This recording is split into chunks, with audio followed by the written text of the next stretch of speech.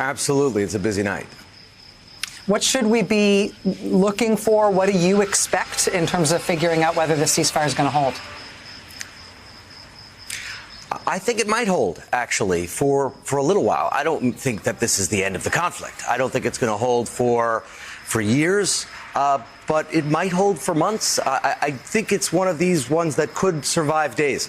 Now, I could be proven very, very badly and embarrassingly wrong, but they are celebrating in the streets of Gaza tonight, and that is not something you had in the previous ceasefires. They are pleased with the result. The people in Gaza, not just Hamas, but Hamas does run Gaza, believe they achieved a great deal, and that could look strange from afar, considering they are celebrating on piles of rubble.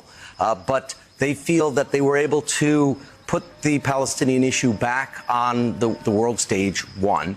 But more importantly, they feel they were able to reach out to a broader Palestinian audience, that they were able to communicate directly and bring out onto the streets in a way that never happened in the previous conflicts. Palestinians who live in the West Bank, who are physically separated from them, Palestinians in Jerusalem who are separated from them, and Palestinians inside Israel who have Israeli citizenship.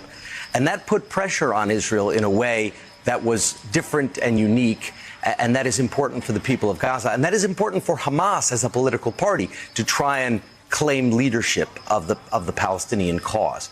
And on the Israeli side, there are reasons why Israel wouldn't want to continue this. One, the idea that 20% of its population, the Palestinian citizens, were getting more and more involved in this. That was something that Israel was very uncomfortable with. We saw inter-Israeli mob violence start to emerge during this. That never happened in the past, where you had Israeli Arabs and Israeli Jews fighting each other on the streets, throwing firebombs at each other's homes.